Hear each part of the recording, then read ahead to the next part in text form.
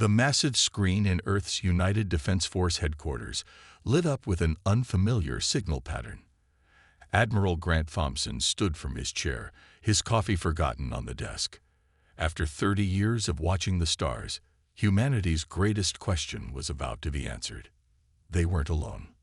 "Sir, the signal is coming from just beyond Mars orbit," reported Lieutenant Adams, her fingers flying across the control panel. "It's unlike anything we've ever seen. The power output is enormous." Thompson straightened his uniform, a habit from his younger days.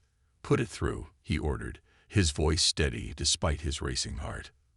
The screen flickered, and an image appeared that made everyone in the command center gasp. The alien was humanoid but clearly not human. Its skin had a metallic sheen, and its eyes glowed with an inner light that spoke of advanced cybernetic enhancement.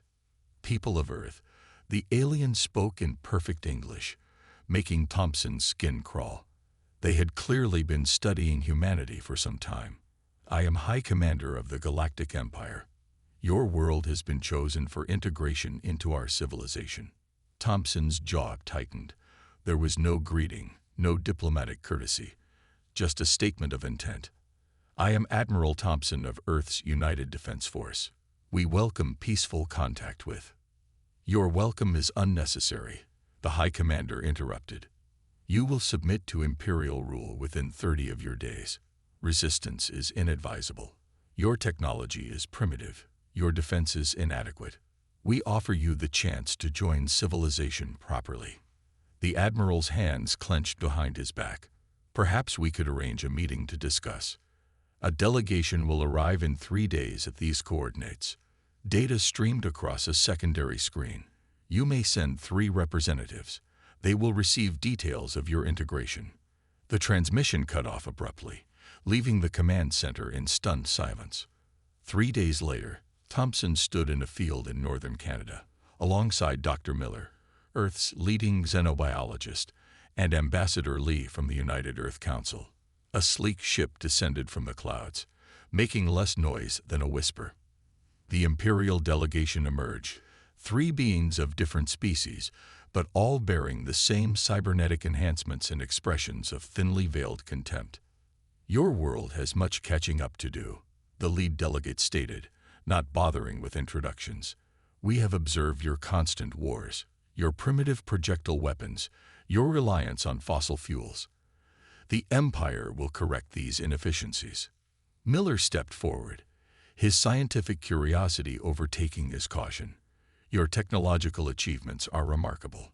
We would be very interested in learning." "Learning?" The delegate's laugh was like metal scratching metal. "You misunderstand. This is not an exchange. You will be taught what we deem necessary. Your current knowledge is largely worthless to us." Thompson watched the delegates closely. Despite their advanced technology, something about them felt wrong. They moved stiffly, thought linearly, spoke with absolute certainty.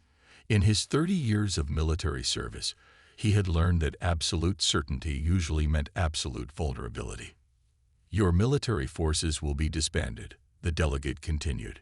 "Imperial peacekeepers will maintain order during the transition. Resistance would be futile and ultimately destructive to your population." Ambassador Lee tried to negotiate better terms, but the delegates weren't interested in negotiation. They left behind a data cube with their demands and expectations, then departed as abruptly as they had arrived.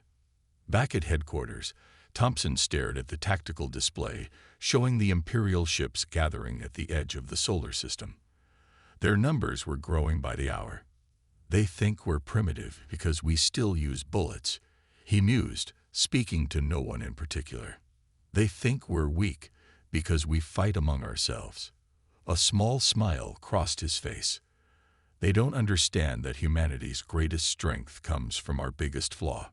Lieutenant Adams looked up from her station. "Sir, we've been fighting wars since we could pick up sticks, Lieutenant. Every major technological advancement we've made came from trying to find better ways to win conflicts. While they've been enforcing peace across the galaxy, we've been learning, adapting, and overcoming, generation after generation." Thompson touched the display, marking the positions of Earth's hidden defensive installations. They see a primitive species that needs to be uplifted. They should be seen the most experienced warriors in the galaxy. He turned to his communications officer. Send a single message to the Imperial fleet. Keep it simple. What should it say, sir? Thompson's voice was quiet but firm. We strongly advise against this course of action. The message was sent. The Empire's response would come soon enough, and humanity would be ready. Deep within Mount Cheyenne, world leaders gathered in a room that officially didn't exist. The bunker's air felt heavy with tension as Admiral Thompson stood before the emergency session of the United Earth Council. Ladies and gentlemen, he began, his voice echoing off the reinforced walls. We have 27 days before the Empire expects our surrender. But I believe we have something they don't expect. A chance. Murmurs filled the room. President Wilson of the North American Alliance stood up. A chance. Against their technology. Admiral, their smallest ship could probably level a city. Thompson nodded to Dr. James Miller, who stepped forward with a data tablet. The military historian had spent the last 3 days analyzing every piece of information they had on the Empire. They can level our cities, Miller agreed, but that's exactly what they expect to do. And that's their weakness. He pressed a button, and the room's central hologram showed scenes from human history. Look at how we wage war, Miller continued. Ancient Romans adapted enemy weapons. Vietnamese fighters used tunnels. Modern armies use guerrilla tactics. In all of human history, we've never fought the same way twice. The hologram shifted to show the Imperial ships, their perfect formations, their standardized designs, their predictable patterns. The Empire has ruled through overwhelming force for so long, they've forgotten how to adapt, Miller explained. They expect us to either surrender or fight conventionally. They don't understand that humanity's greatest military achievement isn't our weapons, it's our creativity. Admiral Thompson touched a control panel, and the room's walls became transparent, revealing massive caverns beyond. Hidden fighter jets, tanks modified with reverse-engineered alien tech from crashed scouts, and weapons that no one outside this mountain knew existed. We've been preparing for aliens for decades, Thompson said, not because we knew they were coming, but because that's what humans do. We prepare for every possibility. Dr. Anna Wright, head of Earth's Advanced Weapons Division, stepped forward. Every nation has secret bunkers, hidden weapons, plans within plans. We don't trust each other, so we build redundancies. Now those trust issues might save our species. The Russian premier laughed suddenly. They think because we fight each other, we are primitive. They don't understand that fighting each other has made us very, very good at fighting. Thompson pointed to a global map showing thousands of small dots. These are our hidden military bases. No single nation knows about all of them. The Empire's scans show only our public forces. They have no idea what we're really capable of. But they have faster-than-light travel, the Chinese chancellor argued. Energy shields. Their technology can be beaten, Dr. Wright interrupted. We've already analyzed their shield frequencies from the diplomatic meeting. They're standardized, the same across their whole fleet. One weakness we find applies to them all. The room grew quiet as the implications sank in. The Empire's greatest strength, its uniformity and order, could be its greatest weakness against a species that thrived on chaos and adaptation. President Wilson stood again. What are our chances, really? They expect to find a primitive species using outdated weapons, Thompson replied. Instead, they'll face an enemy that has spent its entire existence learning to overcome stronger opponents. Every human conflict, every war, every battle has taught us something. We've learned lessons in blood that the Empire has never had to learn.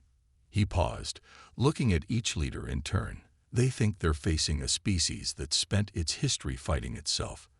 They should be terrified that they're facing a species that spent its history learning to win against all odds.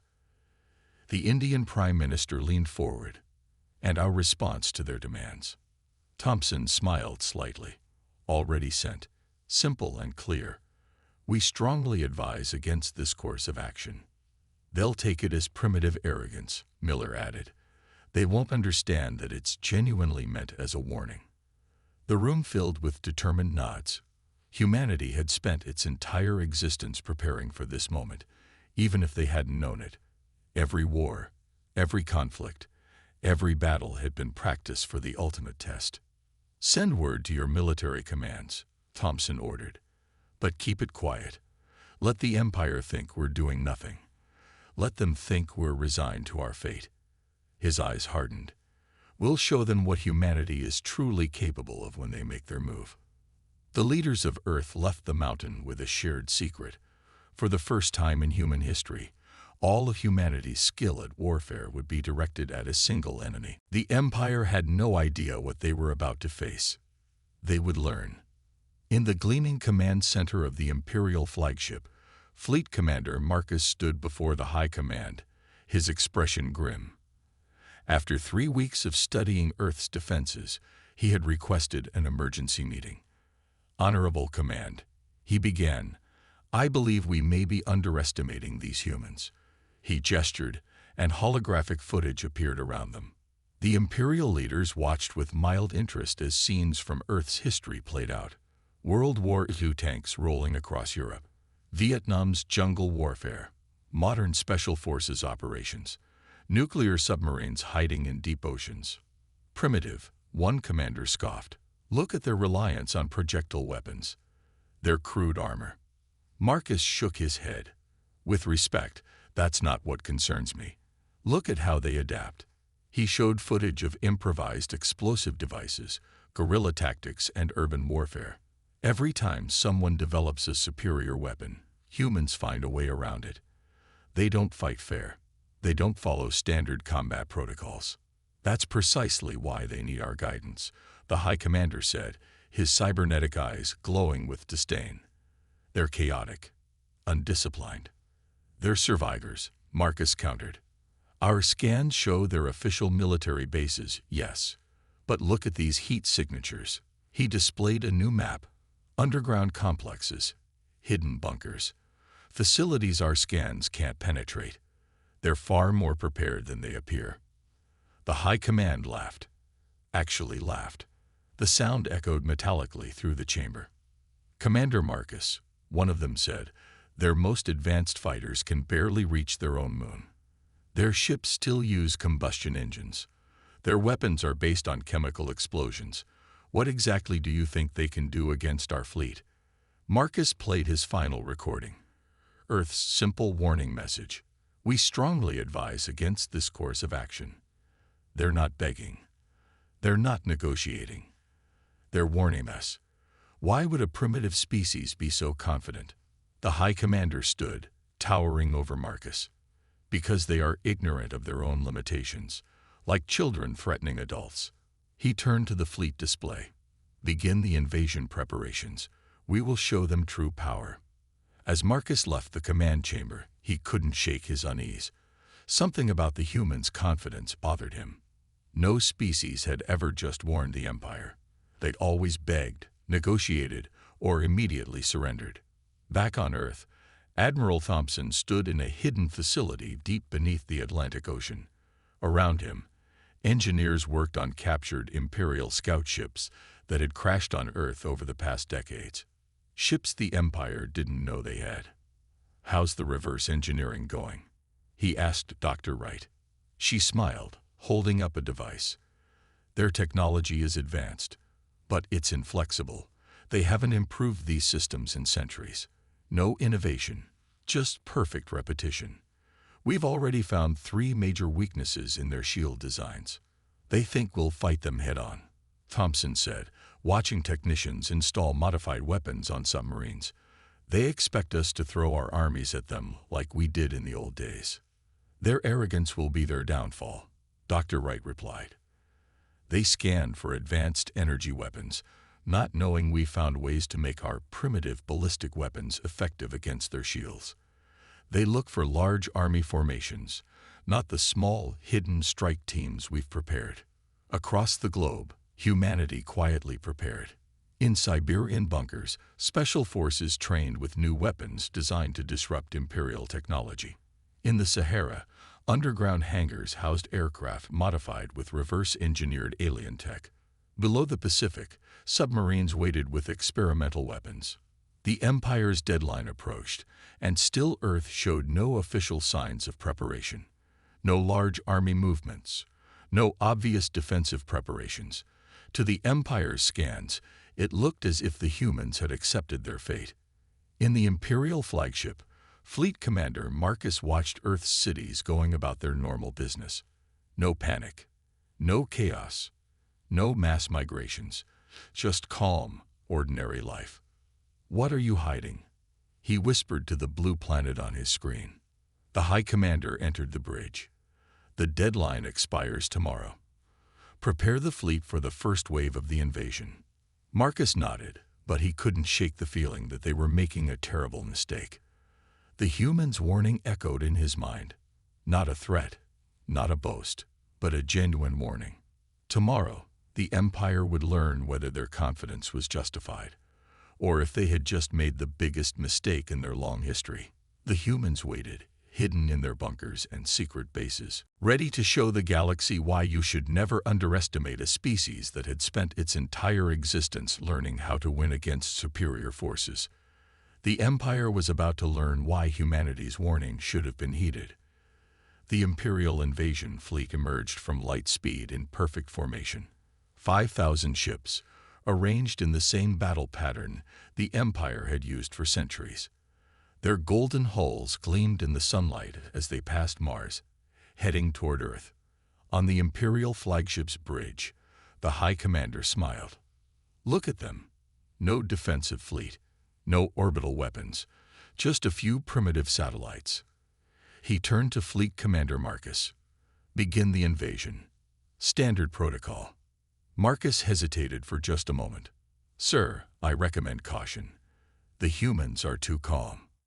"Launch the first wave," the High Commander ordered, ignoring the warning. 300 Imperial ships broke formation, descending toward Earth's atmosphere. Their sensors showed only empty skies and peaceful cities below.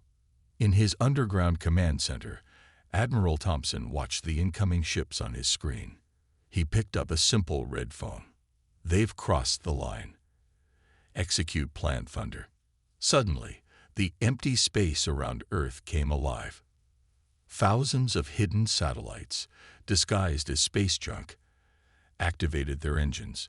They had been built in secret over decades, waiting for this moment. Small, seemingly primitive, but carrying weapons specifically designed to exploit the standardized Imperial shields.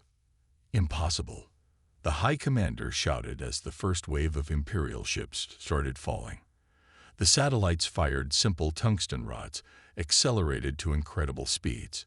The Imperial shields, designed to stop energy weapons, couldn't handle the physical impact. "Sir," Marcus called out, "multiple launches detected from Earth's oceans.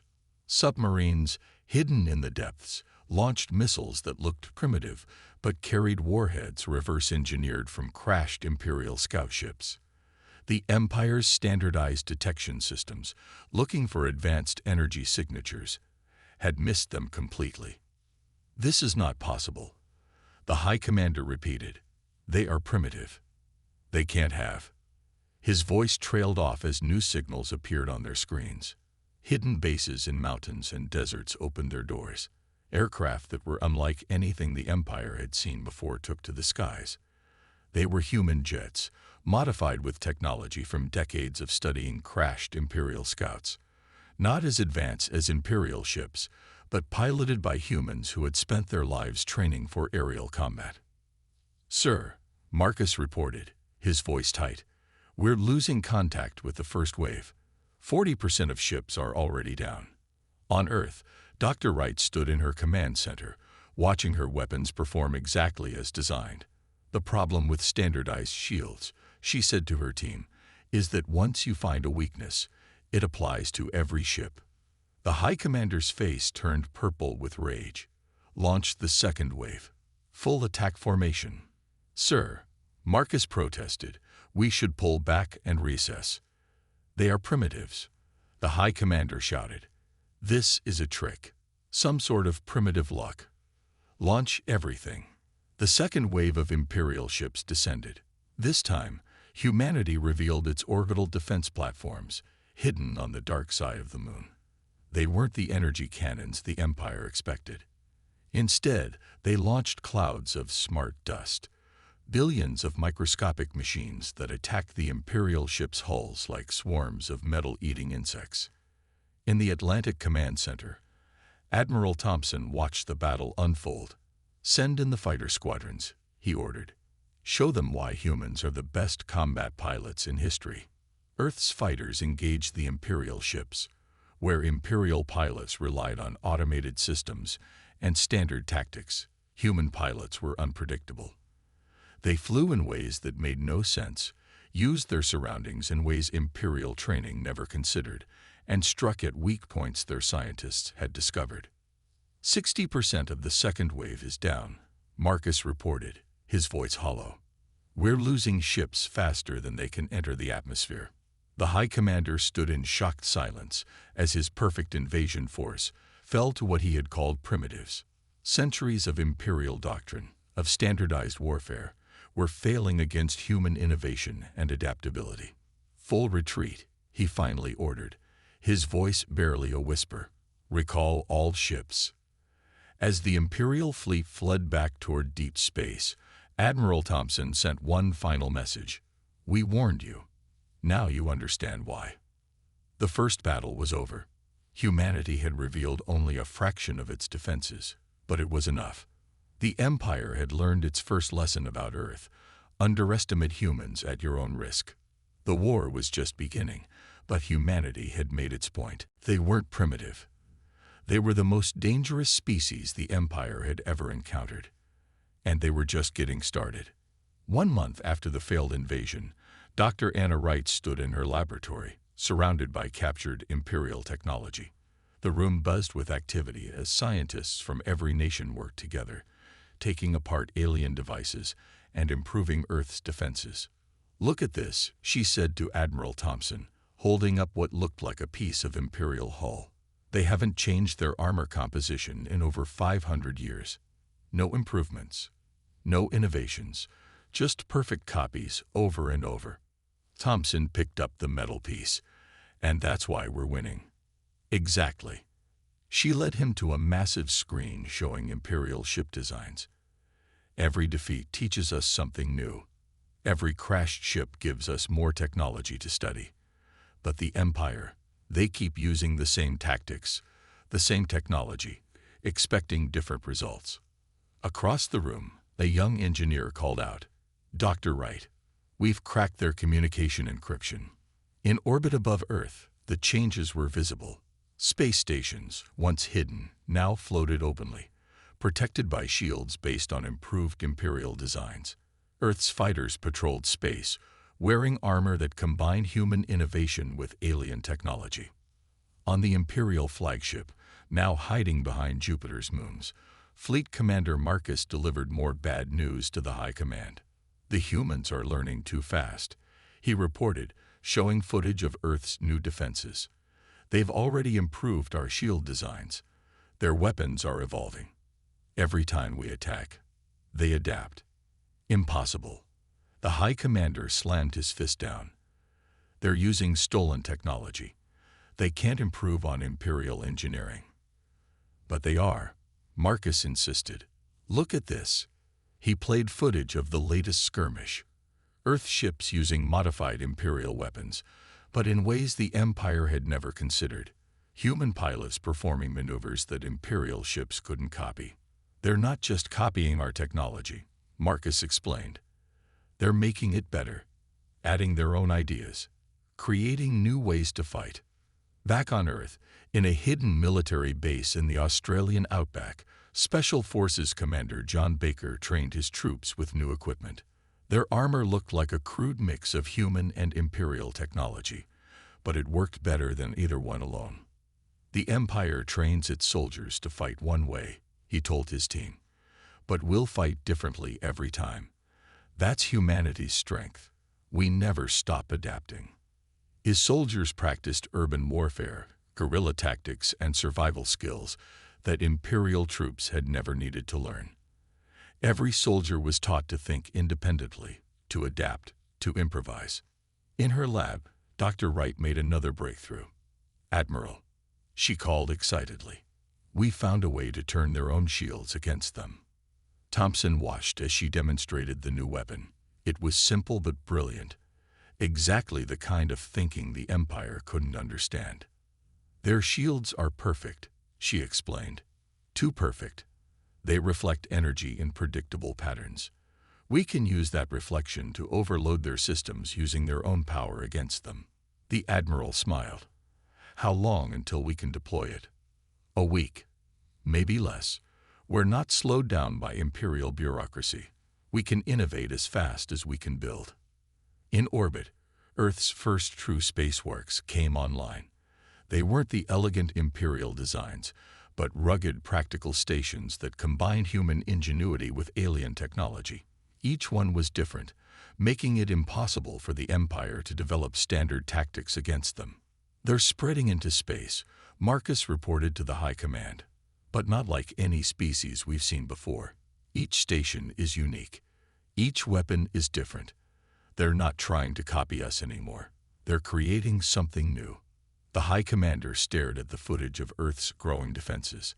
For the first time in his long life, he felt something alien to Imperial thinking. Doubt. "How do we fight an enemy that learns from every defeat?" he asked quietly. "That takes our own weapons and makes them better. That refuses to follow the rules of proper warfare." Marcus looked at the latest intelligence reports. Earth wasn't just defending anymore. They were preparing to take the fight to the Empire, and they were developing weapons and tactics that had never been seen before in the galaxy. "Maybe," Marcus suggested, "we should have listened to their warning." But it was too late. Humanity had learned too much, adapted too well. The Empire's greatest nightmare had come true. They had given their technology to a species that could actually improve it, and humanity was just getting started. Admiral Thompson stood on Earth's new flagship, the Defiance. The ship looked nothing like Imperial vessels.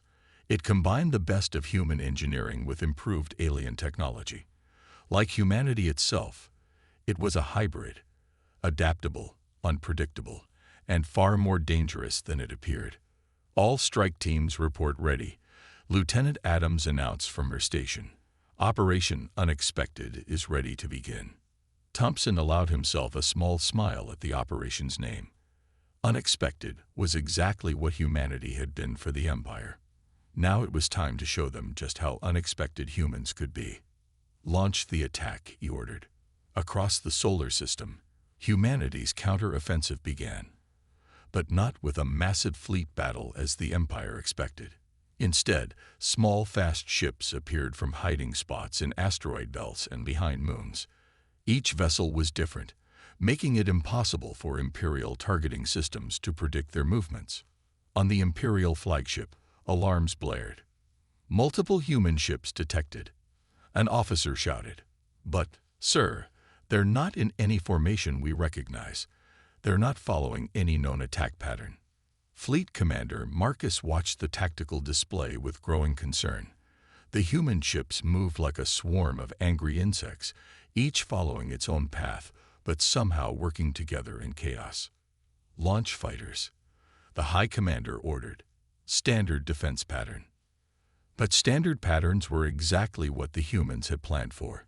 As Imperial fighters formed their perfect formations, Earth's ships scattered in completely random directions. Imperial targeting computers, designed to predict standard evasive maneuvers, couldn't lock onto ships that moved with human unpredictability. Dr. Wright's voice came through on Thompson's command channel. "Admiral, the shield breaker is ready. They haven't adapted their shields since our last encounter." "Of course they haven't," Thompson replied. "They don't believe they need to improve perfection. Deploy the weapon." Suddenly, small devices launched from Earth's ships. They looked like simple missiles, but they carried Dr. Wright's newest invention. As they hit Imperial shields, They didn't try to break through. Instead, they attached themselves and began redirecting the shield's own energy back into the shield generators. Imperial ships began losing power as their perfect shields became their greatest weakness. "This is impossible," the High Commander raged. "They're using our own technology against us. This is not proper warfare." Commander John Baker and his Special Forces teams took advantage of the chaos. Their small, stealthy ships slipped through gaps in the Imperial defenses. Each team had memorized the standard layout of Imperial ships, because every Imperial ship had the exact same layout. Remember, Baker told his teams, they expect armies. They expect proper military attacks. They don't expect 20 humans with improvised weapons who know their ships better than they do. The strike teams breached the Imperial vessels using tools specifically designed to bypass Imperial security. The Empire had never needed to defend against small-scale borders because no species had ever dared to try such an uncivilized tactic. Inside the Imperial ships, the difference in training became clear. Imperial troops, used to fighting in large organized units, found themselves facing human special forces who had trained for close quarters combat their entire lives. "Sir," Marcus reported to the High Commander, "we're losing ships from the inside. The humans, they're inside our vessels." Inside. The High Commander couldn't comprehend it. But that's not how space warfare works. On the Defiance, Thompson watched as the Imperial fleet fell into chaos. Their rigid command structure, which had served them so well in traditional battles, became their weakness. Without clear orders for this unprecedented situation, Imperial ships began firing at random, sometimes hitting their own vessels. "Send the final wave," Thompson ordered. Earth's main fleet finally appeared, but not from the direction the Empire expected. They had hidden behind Earth's moon, using the lessons learned from generations of submarine warfare. Each ship was unique, carrying different weapons and tactics. The Empire's perfect formation crumbled. Ships designed for grand fleet battles found themselves unable to handle an enemy that refused to fight by the rules. "Full retreat," the High Commander finally ordered. Back to Imperial space. As the Empire fled, Thompson sent one last message. "We warned you about Earth. Next time, we're coming to your space, and we'll bring all our primitive tactics with us." The Empire had started this war expecting an easy victory over primitives. Instead, they had awakened humanity's full potential and given them the tools to reach the stars. And humanity was coming for them. 6 months after humanity's counterattack, Admiral Thompson stood before the Imperial High Command, not as a prisoner, but as a victor.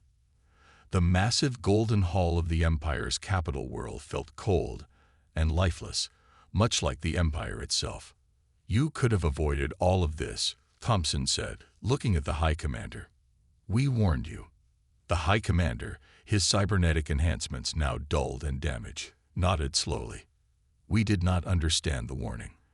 We thought we were seeing primitive arrogance. Instead, Fleet Commander Marcus finished, we were seeing the confidence of the most dangerous species in the galaxy." The peace terms were unlike anything the Empire had ever seen. Earth didn't want to conquer the Empire. They didn't want to destroy it. They wanted to change it.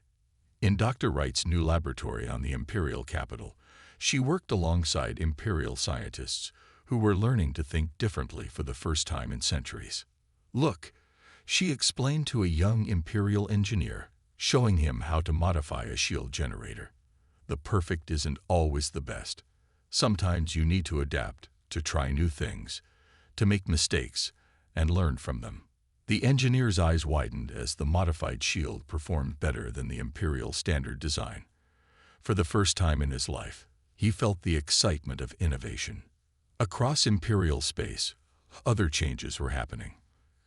Commander Baker's Special Forces teams were training Imperial troops in new tactics, teaching them to think independently and adapt to situations. "Your standard formations are good," Baker told a group of Imperial officers, "but what happens when they don't work? You need to be ready to change, to improvise, to think for yourself. In orbit around Earth, the scene had transformed. Imperial ships now docked alongside Earth vessels, each learning from the other. Human innovation combined with Imperial technology was creating something entirely new. Lieutenant Adams, now Captain Adams, guided a group of Imperial officers through Earth's new space academy. "We're not here to destroy your empire," she explained. "We're here to help it grow, to help it change, to help it live again." The High Commander, watching Earth's influence spread through his once rigid empire, finally understood. "We thought we were perfect," he said to Thompson. "We thought advancement meant reaching perfection and then stopping. But you humans, we know there's no such thing as perfection," Thompson replied. "There's only the constant struggle to improve, to adapt, to become better than we were yesterday." In the Empire's Grand Archive, Marcus worked with Dr. Miller, documenting the war and its lessons for future generations. "Your history is remarkable," Marcus said, reviewing footage of Earth's various conflicts. "Each war, each battle, taught you something new. While we spent centuries becoming perfect at one way of fighting, you stopped learning," Miller finished. "But it's not too late to start again." The changes spread beyond the military.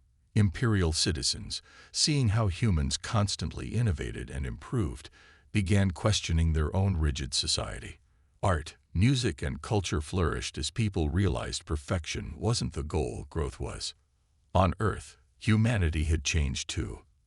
Access to Imperial technology accelerated their development, but they never lost their edge, their drive to improve and adapt. 1 year after the war's end, Admiral Thompson stood on the deck of the Defiance, watching Earth and Imperial ships training together in new formations that combined the best of both worlds. "Do you think they finally understand?" Lieutenant Adams asked him. Thompson smiled, remembering their simple warning from so long ago. "They understand now. They know why we warned them. Not because we were primitive, but because we knew something they had forgotten." "What's that, sir?" "That the most dangerous thing in the universe isn't perfect technology or unbeatable weapons." He watched as a human pilot showed an Imperial crew a new flight maneuver. "It's the drive to never stop learning, never stop improving, never stop adapting." The Empire had wanted to perfect humanity. Instead, humanity had taught the Empire how to live again. And somewhere, in a quiet corner of the Imperial Palace, the original warning message was preserved.